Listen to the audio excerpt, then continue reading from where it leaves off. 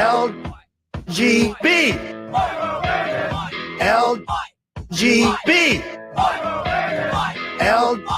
LGB. LGB. They say LGB everywhere I go. LGB. What it means, I don't know. LGB. Whatever it is. LGB. Kamala, help me, please. Please. Alrighty then. Thank you. LGB. That's let's go, Brandon, right? LGB. This means let's go, Brandon. No. LGB. Sounds like let's go, Brandon, I guess. LGB. All right. Let's go, Brandon. I am Cornholio. Chant LGB. Right wing and left wing. LGB. Go, you know the thing. LGB. If you don't sing that back. LGB. And you ain't black. LGB. Let's go, Brandon. LGB. Let's go, Brandon. LGB. Let's go, Brandon. FJB. Let's go, Brandon. I'm Joe Biden, and I Forgot this message. Greetings, my dear friends, and welcome to another episode of Reading Epic Threads. I'm your host, Patrick Gunnels, joining you from Houston, Texas, this March 26th, 2024 at 9:20 a.m. Central Daylight Time. Got a great show for you today. I've got John Rappaport on COVID being a political coup. Looking forward to that. And then Seth Keshel in a Work Smart, Not Hard segment, where I record the audio for his Substack at the same time as performing it here for you, in which Seth talks about a potential black swan event. I'm looking forward to both of these. Before we get started, don't forget, my friends, Epic Minerals. That's right. Go to www.epicminerals.net. You know why? Because our air and our food and our water are all poisoned with heavy metals, and our farming practices have stripped out trace minerals and trace nutrients from our food and from our nutrition in general. Zeolite Extra is a simple spray. It contains zeolite, which binds to heavy metals and other toxins, allowing them to pass out of your body, and humic and fulvic acid, which provide the trace minerals and micronutrients necessary to remineralize yourself afterwards. It is amazing. My wife calls it brain fog be gone. It passes the blood-brain barrier, detoxifying your entire biosystems. Guys, there's nothing like it in the world. One of these is $35 plus shipping and handling. This is about a month's supply. You owe it to yourself to detoxify. Go to www.epicminerals.net. That's www.epicminerals.net. Your body will thank you. All right. Let's go ahead and start with John Rappaport. From johnrappaport.substack.com, COVID was a political coup during the presidency of Donald Trump. Trump was presented with a message from Anthony Fauci. Fauci said a British computer model was predicting the COVID deaths of at least 2 million Americans by the end of summer 2020. Without questions or objections, or careful analysis from scientific advisors both inside and outside of official circles, Trump accepted this estimate. The computer model came from Professor Neil Ferguson. Less than an hour of checking would have disclosed that Ferguson had a track record of grossly failed predictions in this area. Trump accepted the COVID estimate of deaths. Then came the recommendation of a national lockdown. Implementation of a lockdown would be a monstrous violation of the spirit and meaning of the Constitution. As a federal judge in Pennsylvania would later note in his decision, which was overturned by a higher court, there is no national emergency which can justify imprisoning the population in their homes. Years later, Trump would claim he left the decision to lock down to the individual states. This was an evasion. Trump had the power to stand up to the lockdown orders. He had the power to say no. He had the power and the bully pulpit. He could have told the American people freedom must never be squashed in that way. I object to this characterization of what happened. Me, Patrick, I object to that.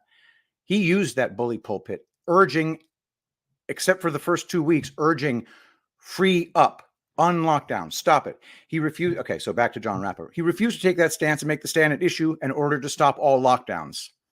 That is unfair characterization. Nor did he call in his economic advisors and ask them to spell out the extent of the long-term damage an extended national lockdown would cause. How do you know he didn't do that? His advisors or any sensible person would have painted a picture so grim no president in his right mind would have allowed the lockdown. All right, I'm over this. So let's move on. It's just a grossly unfair characterization, and I don't accept it. It's grossly unfair. If Donald Trump had taken the advice of John Rappaport there, he would have been removed from office in a coup. I'm tired of having to explain this. So anyway, I'm going to bail from that piece. It wasn't what I thought it would be. Instead, let's go to my friend Seth Keshel for my Work Smart, Not Hard segment. Hold for processing. This is from skeshel.substack.com, and this piece is entitled, What a 2024 Election Black Swan Sequence Looks Like. Topic, Perspective, by Captain Seth Keshel. As election 2024 bears down upon us, you've undoubtedly heard the term black swan flung around. An unfortunate reality of living in the post-2020 world is that we have come to expect government-inflicted bullshit that has no place in a free society like ours was founded to be. You remember this drill, while many of your friends who still won't fess up today were diving under their beds to hide from a virus that only infects you while you are walking into a restaurant or boarding an aircraft. You were watching local small business die on the vine because the nations of the world decided the big, bad, mean tweeter had to go, and your feckless local leaders and businesses complied because they didn't want to suffer the left-wing commentariat ripping them online, as if they would have had the power to malign and subsequently cancel thousands of like-minded professing patriots who could have chosen to stand together. If you're like me, you remember taking vicious hits from people who questioned the hardness of your heart and how you could dare let grandmas die because you wanted to go out to eat, or take your children to a play date or ball game. To them, nothing was more vital than not dying from COVID-19, even if you died from it while being sandwiched between semi-trucks while riding a crotch rocket. Even if it meant starvation related to economic decline, a spike in mental disease and depression that would lead to excess deaths from suicide, or the loss of several years' worth of normalcy and childhood development critical for making functioning, well-adjusted adults. That was the Black Swan event of 2020. And it went from Corona beer-related memes to canceled sports seasons to contrived national emergency, all in the span of about 6 weeks. You remember where you were when the world shut down. I was in Madison, Wisconsin, trying to get home from a sales trip when the Wuhan flu pierced the collective national consciousness. What is a Black Swan event, you ask? A Black Swan event, a phrase commonly used in the world of finance, is an extremely negative event or occurrence that is impossibly difficult to predict. In other words, black swan events are events that are unexpected and unknowable. The term was popularized by former Wall Street trader Nassim Nicholas Taleb, who wrote about the concept in his 2001 book, Fooled by Randomness, source linked above. Lately, you've heard the still brilliant Ron Paul and Lieutenant General, retired, Michael Flynn publicly warn of an inevitable black swan event taking America hostage in the very near future, perhaps within weeks of this writing. My friends Master Sergeant, retired Jack Dona, and Lieutenant Colonel, retired Steve Murray are also vocal about this topic, though their expectations for the severity, execution, and longevity of said event vary. The rest of this article will be based around my 10 bold predictions for 2024, which I published on January 1st. I have already nailed 2 of these predictions and need only time as my ally to nail 2 others in the process of being proven correct. I highly recommend you familiarize yourself with my predictions before proceeding from here. I'll shoot straight. No. I do not believe Donald J. Trump will simply waltz into 1600 Pennsylvania Avenue on January 20th, 2025 with no serious effort to stop what would constitute an inevitable change of power in any time frame prior to 2020. So, how would a 2024 black swan designed to impact the U.S. general election or offer up a narrative for Congress to discard its results look in light of how I believe 2024 will shake out as guided by my predictions? Follow along. 1. Trump challengers are out. My third prediction, GOP primary Hindenburg, is completely fulfilled. Ron DeSantis dropped out exactly when I thought he would, and Nikki Haley was propped up as the next option, treading water, hoping for the 2 other contingencies to play out. The plan to avoid Trump via diplomatic means, beating him in the GOP primary, failed. 2. Cases against Trump are failing.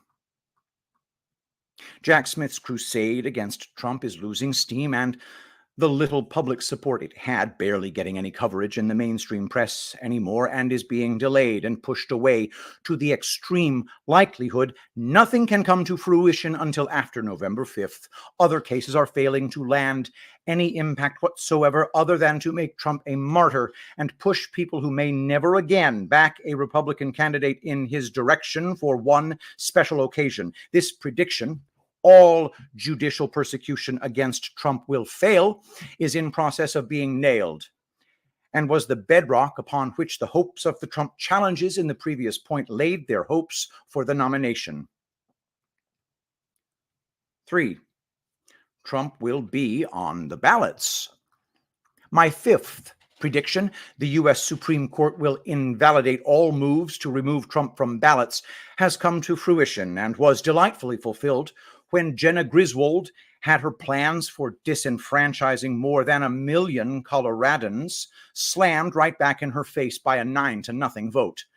The plan to make a path to 270 electoral votes impossible for Trump, thereby pressuring the GOP to play party games to select its own nominee, failed bigly. 4. Trump has clinched the GOP presidential nomination. Trump will be officially nominated at the Republican National Convention July 15th through 18th in Milwaukee. That means there are 115 days remaining to force a new nominee upon the GOP, and the first 3 options listed above failed to prevent a rematch against Biden. 5. No plan to remove Trump as GOP nominee makes sense. Trump's delegate count is too vast for any faithless delegate games to work. Any action to prevent Trump's rise to the presidency will need to take place after he is the nominee. 6. Preparation is underway to rebut a Trump victory. Some have forgotten John Podesta's meetings wargaming potential 2020 election outcomes in summer 2020. In one scenario, it was Team Biden who could refuse to acknowledge a Trump electoral victory, especially with a Democrat popular vote win that is made possible by having such a distorted result out of California, the ballot harvesting mothership of the West. Rolling Stone is out with a new article suggesting Team Biden is concerned it will be Trump attempting to steal the 2024 election, though the article is bereft of any technical explanation of just how said theft will be set in motion. Perhaps most concerning are the tiered resignations of dirtbag Republican congressmen like Ken Buck and Mike Gallagher, which further erodes a slim GOP majority that has been dwindling since the expulsion of George Santos. Democrats are likely to add members of Congress to Congress with a few special elections, and it is within the realm of possibility that the Republicans will lose the House majority and turn over the keys to a Democrat speaker, almost certainly Hakeem Jeffries. This new Democrat majority would have the benefit of incumbency and therefore have better odds of holding those seats in November, thereby enhancing the odds of it being a Democrat majority House seated on January 6, 2025, when 538 electoral votes are counted and certified. While fact has never stood in the way of a good uniparty plan to defraud the nation, it is likely that justifying a non-certification of a Trump victory, which would likely take 90 million or more ballots to offset, will require an impetus for execution of such a plan. 7. The art of projection.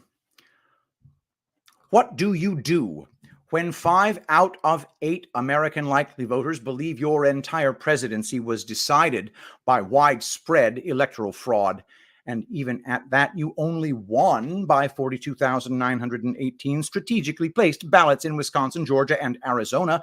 Your opponent is polling better with every single voting demographic except for one, post-grad whites, than he did in 2020, is now consistently ahead of you in national and swing state polling, and voters everywhere are deeply convinced. They increasingly have no legitimate voice when it comes to elections. You accuse your enemy of what you did. See? No voter fraud in Georgia or Arizona. Trump won those states. We knew Trump would try and steal this election. See Rolling Stone article. The conversation about fraudulent elections is in the air, and this time it has been raised by Mr. 81 million votes himself. 8. The act of chaos. In my predictions, number 6 states violence or war will be the COVID of 2024. Just last week, Barack Obama appeared in London, arguably a Hatch Act violation, and shortly thereafter, ISIS claimed responsibility for a terror attack in Moscow, seemingly for no other reason than to goad Vladimir Putin into an overwhelmingly military response that would demand a response from the West and risk plunging the United States into a global conflict. If you need a refresher, tensions in Eastern Europe escalated into a full-blown world war within 6 weeks of the assassination of Franz Ferdinand in 1914. The world is one giant tinderbox and responds accordingly when provoked. One major strike against global conflict is the fact that war hasn't been a boon for incumbent presidents since World War II, if not before. Domestically, we have a 1,954-mile-long gushing wound, known as our border with Mexico along the southern end of our country. Just last week, our National Guard troops in El Paso were overrun by a horde with strikingly few, read none, women and children, which would have been mowed down with machine guns and claymore mines if they were attempting to trespass into Mexico from Guatemala. Violence, or the potential for it, is a constant presence in this fourth turning, and the likelihood of its occurrence is only expedited thanks to instant provocation available through social media and artificial intelligence. Think Zimmerman telegram propaganda on technologically enhanced steroids. I don't believe another virus outbreak will have the same impact and would very likely lead to an impenetrable union of sheriffs or law enforcement officials that completely disregards the wishes of the federal government. They played that card, and the fallout has crippled small businesses, particularly those owned by minorities, who will be voting for the other party for the first time ever this fall. Mass organized violence and other chaos committed on our soil by the millions of imported military-aged males originating from countless nations is a much more likely option for controlling the public and dictating nefarious outcomes than the release of a man-made virus. 9. Center of the universe. It is no secret that the Democrats control the nation from a disproportionately small footprint of coastal enclaves and a few random islands throughout the heartland, such as Chicago or Denver. In fact, I've written repeatedly that the Democrat Party controls the electoral votes of 18 states with a single county in each. It should come as no surprise, then, that America's perpetual guests from south of our border come to settle in their concrete shitholes, safe from any serious effort to enforce immigration laws and eligible to benefit from tax dollars coerced out of U.S. citizens. The map below, by Colonel Retired Jack Pryor, highlights the mostly urban counties in which cartel cells are rooted. In 3/4 of those counties, 107 out of 143, cartel presence coincides with counties rated as critical for election manipulation in the 2020 race. Cartels thrive under corruption, and they largely seek out lawless, Democrat-run hellscapes within which they do business under cover of darkness. With criminal cells, cartels, and others active, it is possible that Americans in every corner of the country, especially those in urban or suburban areas where most Americans live, will be subject to attacks like those executed in Israel on October 7, 2023, with violence as common as any Tuesday in Chechnya. The impact would call for further alteration of the way elections are run on the fly, just like it was done in 2020 without legislative approval in almost every state that did so, starting with more states adopting shotgun-blasted mail ballots for all and culminating in the big fat mess brought about us by ballot harvesting taking root in more states. Uncontrollable gang violence would also mandate further proliferation of unsupervised drop boxes to limit exposure to the outside world and any potential for being physically harmed, revisiting the psychology of injecting fear in the hearts of the people so as to extend control over human behavior and therefore outcomes. In the event of an apparent Trump win, a case could easily be made, thanks to the presence of cartels in major urban areas, that the win was illegitimate because of depressed turnout in the disparately impacted areas, or even worse, that Republican involvement in ballot harvesting or any other accusation that may stick in less impacted Republican areas provided the needed margins for Trump to carry the pivotal states on the path to 270 electoral votes. In recent news, Democrat judges in Democrat states have been upending Democrat wins caused by Democrat ballot harvesting. He who lives by the sword dies by the sword. 10. Fine print. The 12th Amendment requires that the president and vice president are elected with a majority of 538 electoral votes, which equals 270, given that roughly 367 electoral votes are all but decided going into a modern election, 191 to 176 in favor of Democrats. 1980s level landslides are a thing of the distant past. I consider it highly likely that President Trump will hold all states he was certified as having won in 2020, which is now a hand worth 235 electoral votes, meaning Georgia and Pennsylvania, 16 and 19 respectively, would make an even 270 majority.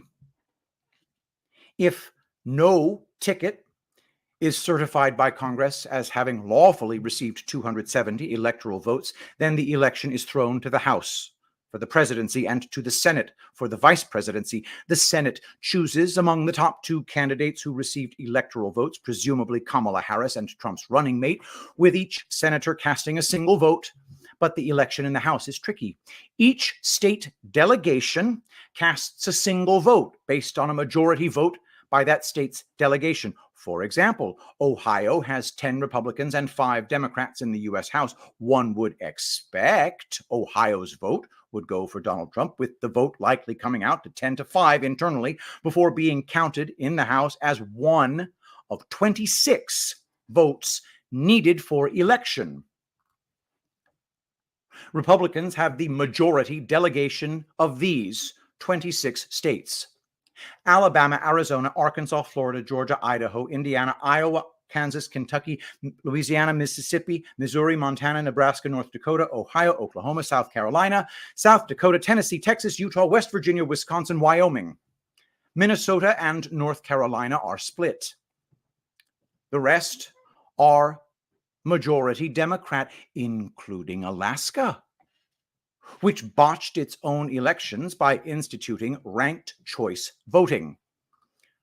What this means is that you can bet your bottom dollar there will be widespread cheating in Minnesota and North Carolina, not only to potentially turn Trump away and in states with hot Senate races like Arizona, but to unsplit the House delegations in their favor, to draw the House to 26-24 in favor of Republican delegations, and then every effort to pressure, coerce, and threaten states with little or weak-spined representation to not stick with the party line vote will be expended.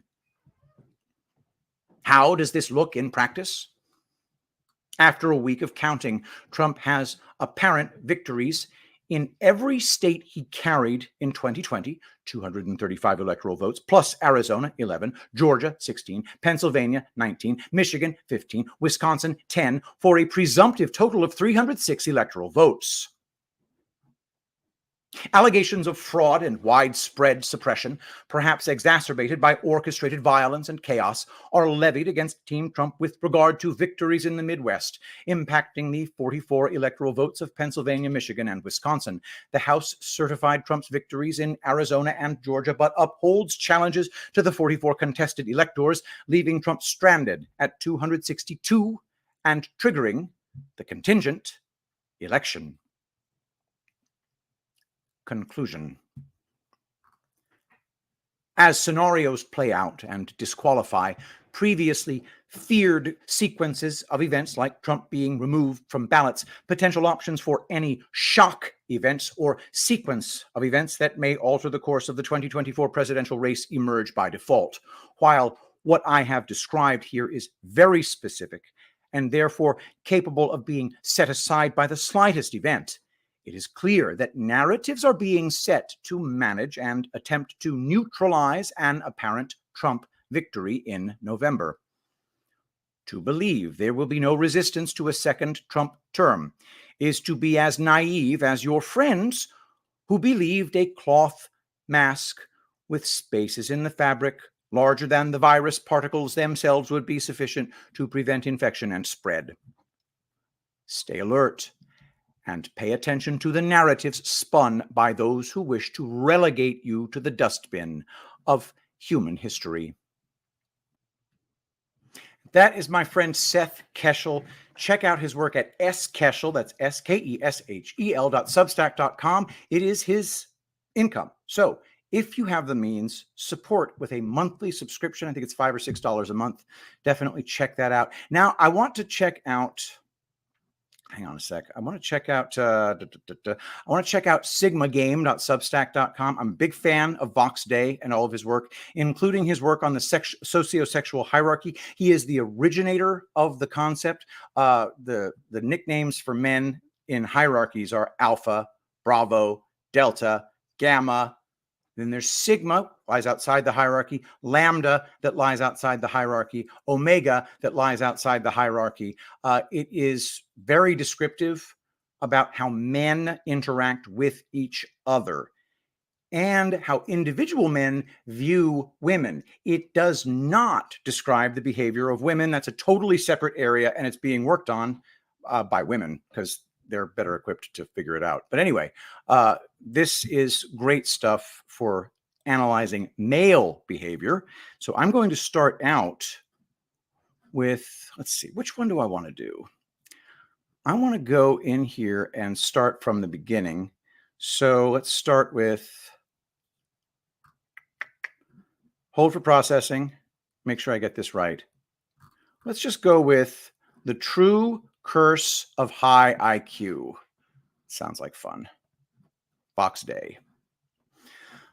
The true curse of high IQ. Why smart people do dumber things than most. A question that keeps coming up, in particular reference to gamma males, is why a group of men who are, on average, more intelligent than the norm insist on A, refusing to learn from anyone else, B, refusing to learn from their own experiences, and C, doubling down indefinitely on their own mistakes. The most relevant answer is an unsatisfactory one, and it was provided by Aristotle more than 2,500 years ago in his landmark book entitled Rhetoric. Quote, before some audiences, not even the possession of the exactest knowledge will make it easy for what we say to produce conviction. For argument based on knowledge implies instruction, and there are people whom one cannot instruct. Aristotle, Rhetoric. Despite being one of the most significant descriptions of the human condition ever written, this statement is essentially useless to us in this particular context, because while it describes the very what we are observing, it does not even begin to address the why that is of interest to us. The implications of Aristotle's statement go far beyond instruction, though, and I would go one step further than the great Stagirite in pointing out that it is not immunity to instruction that is the most significant aspect of those who are incapable of dialectic and therefore cannot be instructed, but rather their immunity to knowledge itself. There is no reason, after all, to assume that there are errors in transmission being introduced by the instructor, or that he is somehow failing to accurately pass on the exact knowledge that he possesses. Indeed, the evidence of our own observations shows that, in addition to an inability to learn from anyone else, the gamma cannot, or perhaps will not, learn from his own experiences or the knowledge that he has accumulated on his own without instruction from others. But it's not just gammas. Most people of all levels of intelligence, from low to high, reliably demonstrate that they are immune to knowledge regardless of the source from which it is derived. He that complies against his will is of his own opinion still, which he may adhere to yet disown for reasons to himself best known. Samuel Butler, Hudibras. Many high IQ people believe that their gift is actually a curse due to the social difficulties it reliably creates for them and the emotional pain that results from those difficulties. The communications IQ gap is real. But the danger for the highly intelligent is the way that their intelligence endows them with the ability to generate very compelling syllogisms to justify their refusal to accept knowledge gained in any of a wide variety of ways. The smarter the man, the more highly developed his ability to question sources, create false narratives, suggest alternative interpretations, and in general ignore any information he wishes to ignore. Even worse, he can usually do so in a manner that the average individual will find completely convincing. The best debaters can present either side of an argument almost equally well, regardless of whether it is entirely true or totally false. For example, this meme, which is the bell curve. Low IQ, they say it be so. Midwit IQ, I read it in the New York Times. High IQ, I can provide you with 35 different impeccable sources to prove that black is white, up is down, and my actions are always optimal. The true curse of high IQ is the temptation to fold, spindle, and mutilate knowledge in such a way that it has been successfully neutralized, or worse, convincingly inverted. This is why the more intelligent you are, the more you must be ruthlessly and relentlessly honest with yourself, even if you have absolutely no intention of being similarly truthful with anyone else.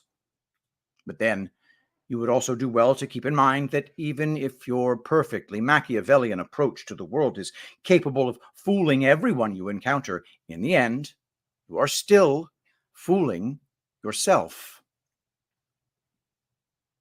Quote, yet God hath placed by the side of each a man's own guardian spirit, who is charged to watch over him, a guardian who sleeps not, nor is deceived. So when you have shut the doors and made a darkness within, remember never to say that you are alone, for you are not alone. But God is within, and your guardian spirit. And what light do they need to behold what you do? End quote. Epictetus. And the beautiful thing is that one need not possess an ample quantity of intelligence in order to learn from the mistakes of one's intellectual superiors. Intelligence may or may not be a curse sometimes, but wisdom is always a gift. All right, that is the brilliant Vox Day at sigmagame.substack.com. Head on over there, do a subscription. Boy, kick-ass blog. Love it a lot. I was going to do more of it, but I just got a call in the middle of this from Ashe in America telling me about the bridge in Baltimore that we're hearing about. Red Dawn 3 is a piece that Ashe wrote 5 months ago. When it comes to breaking news, I like to make a habit of not saying anything concrete about it. I leave that to others. I like to think about it for a little bit. But there is an article that Ashe wrote 5 months ago. She says that it's possibly relevant. So I'm going to close the show with Ashe in America at badlands.substack.com. Red Dawn 3. Unfortunate project name or something more. Ashe in America, October 20th, 2023, 2 weeks after October 7th. On October 7th, when news hit the U.S. that paratroopers were falling from the sky over Israel, every 80s kid in America had one thought. Wolverines.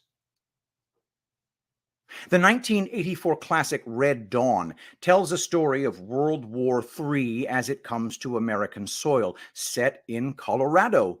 Teenagers escape to the mountains as Soviet fighters drop from the sky in parachutes and round up their parents. The kids must band together to defend their families, their town, and their country.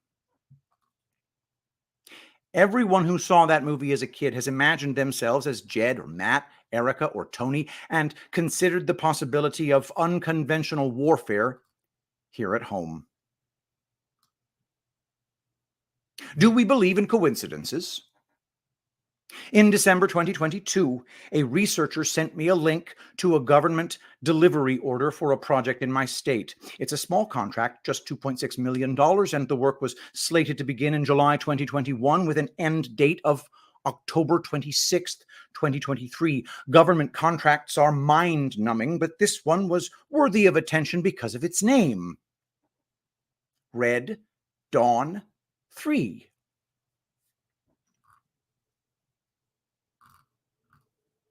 Back in December, I was annoyed that the Department of Defense would name a project after such a specific war scenario, even stating that I thought it was irresponsible to put that out there, especially to a Colorado company, since the referenced movie is set in Colorado.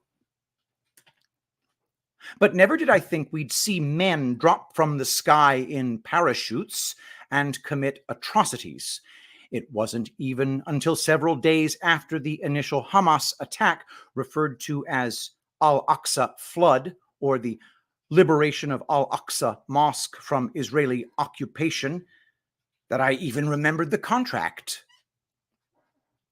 I was on Badlands Daily with Brian. Red Dawn came up, and goosebumps covered my skin, as I remembered not just the contract, but its delivery date. October 2023. It's good that we have the screen grab of the contract to refer back to, as the end date for this project has now been extended to April 2024. I can only speculate as to why that might be, but given the events in Israel, the timing of those events, and their similarity to the film for which this project is named, it's worthy of critical examination. What is Red Dawn 3? Red Dawn 3 is the name of a DoD project awarded in July 2021 to a business called ICR Inc. There are two companies that use this name, and we can identify which is the correct one because the address matches the DoD contract. Who bought the project? The awarding agency is the Department of Defense, and within the DoD, the sub-agency is the Department of the Air Force, and the awarding office is the United States Air Force Life Cycle Management Center. This appears to be the Air Force's vendor management office. This project, and as we will show below, its parent program is being delivered to the U.S. Air Force. Who is ICR Inc.? ICR Inc. is a private, employee-owned entity that focuses on engineering and operational problems for the Department of Defense. From their website, quote, ICR was founded with the mission to be the first to identify and solve the intelligence and defense community's toughest engineering and operational problems by establishing a true partnership with our customers. Despite our advanced degrees and heavy R&D focus, it is our hands-on experience and scars from the field that will enable us to create very practical and reliable solutions. Our purpose at ICR is to establish an employee-owned company where the best minds in their career field want to work. Our customers' problems will become our own, and our employees will wake up each day wanting to solve them. End quote. ICR Inc. has been a government contractor since 2016, $964,000. But they were inactive for most of the Trump administration, with no awards from 2017 to 2018 and small awards in 2019, $1.9 million, and 2020, $3.2 million. In 2021, when Biden assumed the presidency and his administration began their work, ICR Inc.'s DoD obligations shot up, with $36 million 2021, $69 million 2022, and $41 million 2023 year to date. Remember, this is back from October 2023.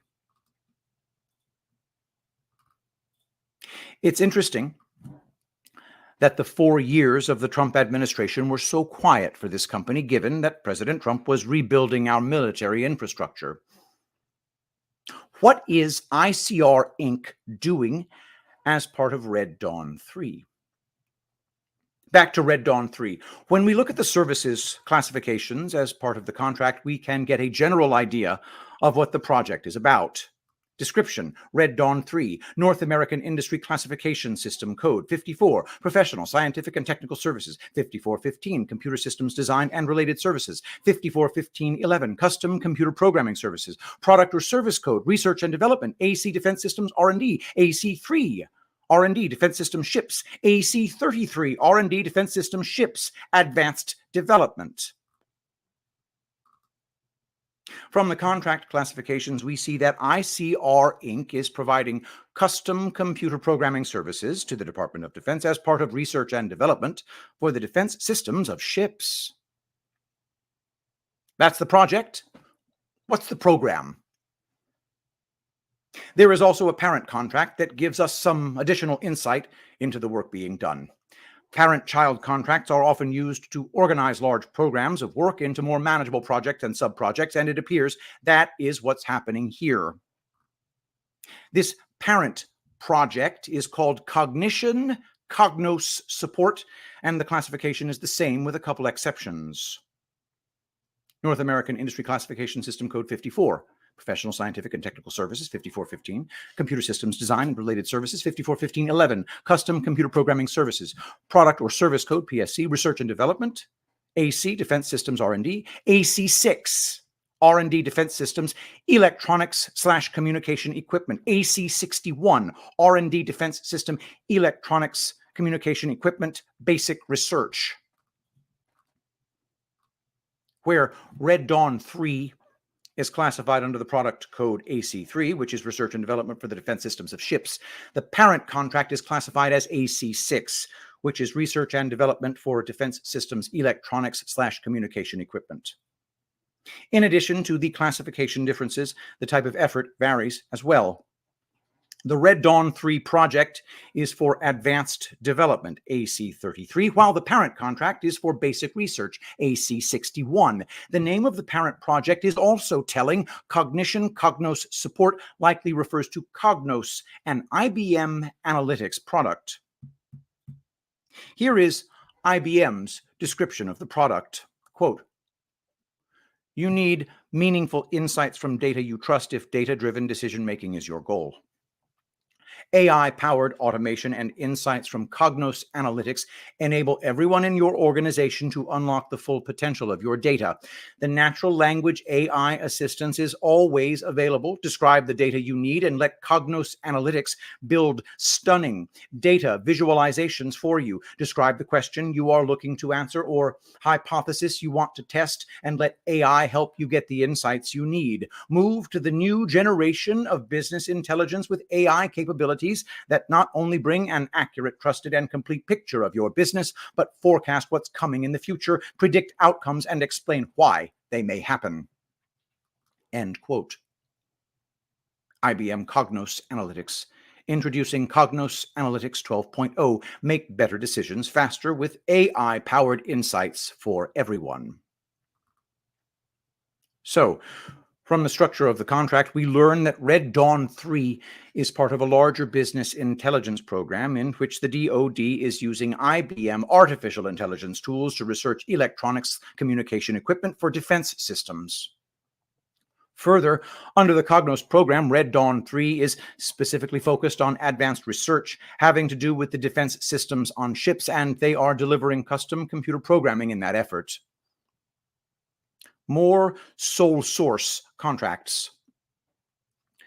This contract was awarded to ICR Inc. as a sole source contract. That means it is not competitive and no other bids were considered for this work. According to the justification, there is no one else who can do this work.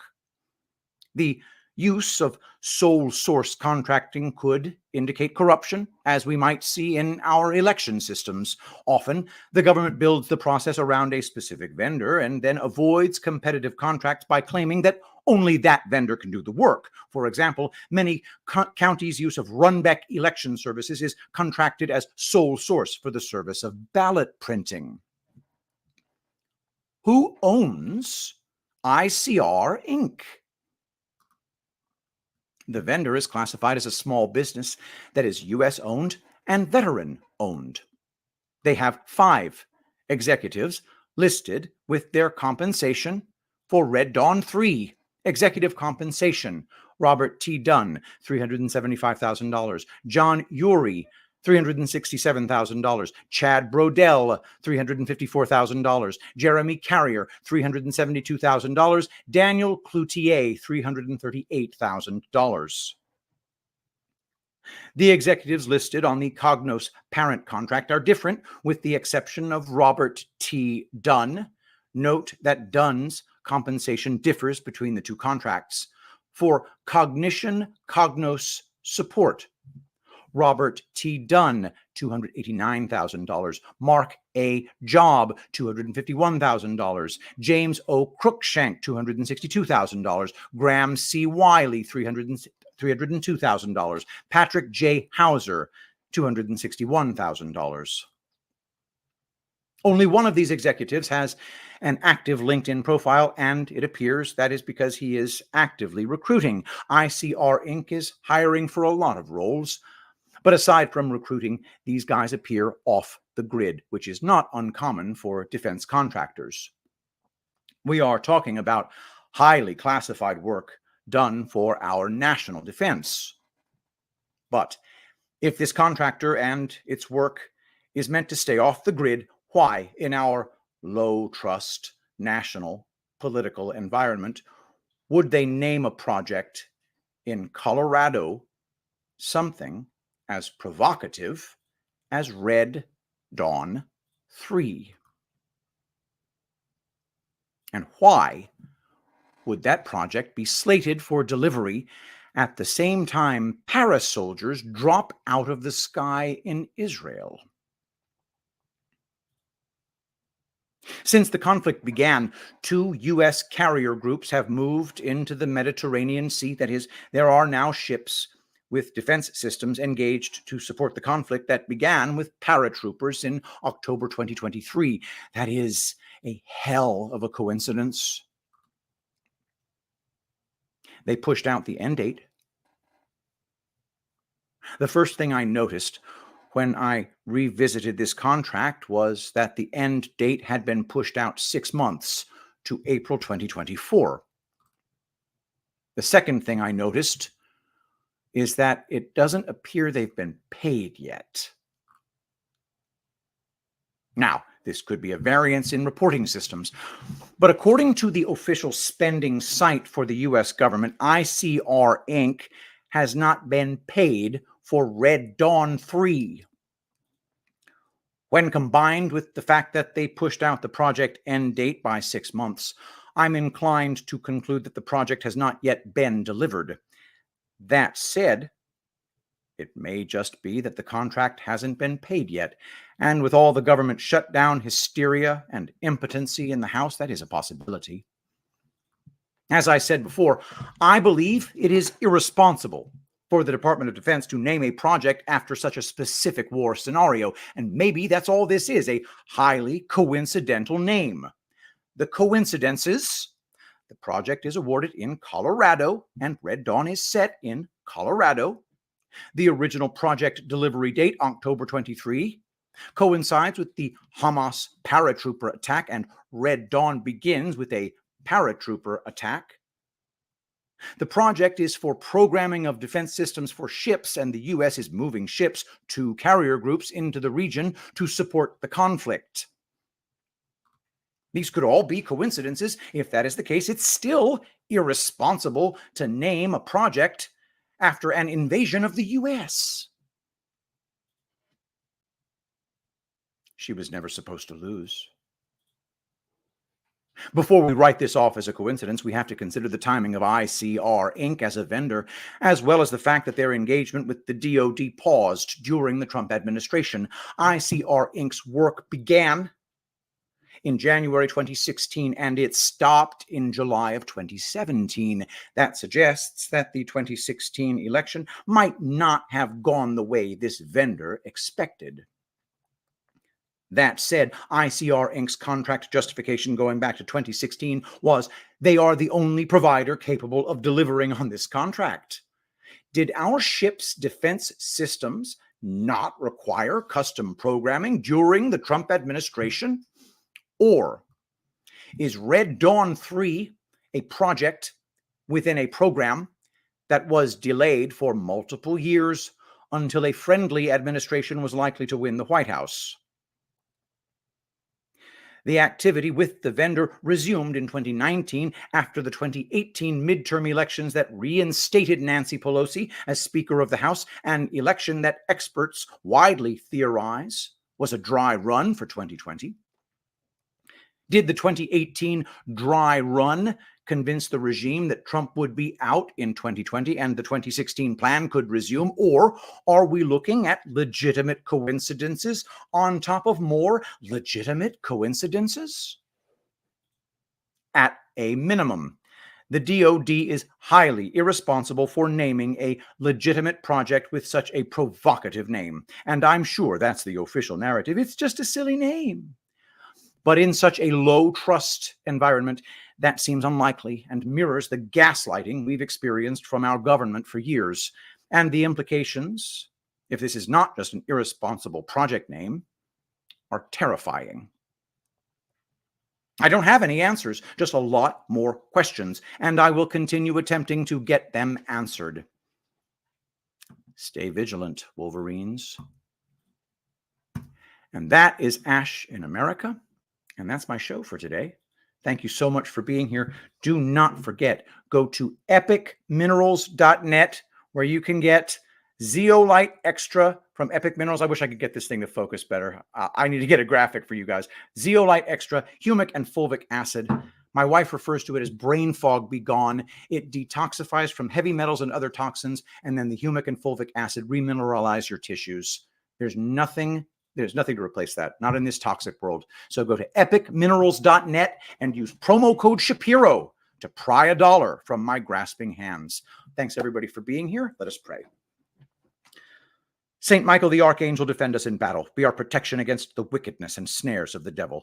May God rebuke him, we humbly pray. And do thou, O Prince of the heavenly host, by the power of God, cast into hell Satan and all evil spirits who prowl about the world, seeking the ruin of souls. Amen. I love you all. Thank you so much for being here, and I'll see you tomorrow. I will be the greatest president that God ever created.